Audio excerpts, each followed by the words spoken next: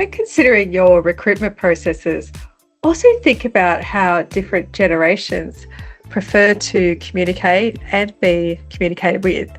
So, for example, baby boomers, which are people generally born between 1946 and 1964, they grew up and they started working prior to the widespread use of email.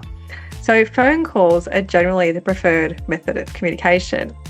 For Gen X, which is 1965 to 79, this was the first generation to become comfortable with writing as the primary work communication method. So there's a preference for email over other forms of communication.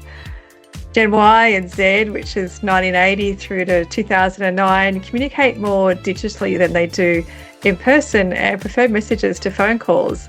And particularly with Gen Z, there's a 10-minute rule, which is that they can give up within 10 minutes if they can't find the answer to what they need when it comes to purchasing decisions, and recruitment is another purchasing decision. So we should be aware of these things, but also remember the danger with generalizing. The key is to make sure that our processes can engage across the generations. So, for example, don't require a written cover letter. Enable the candidates to provide a letter or a video or an audio message, for example.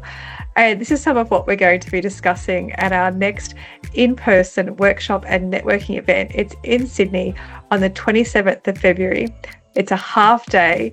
I would love to see you there. The details are below in the comments.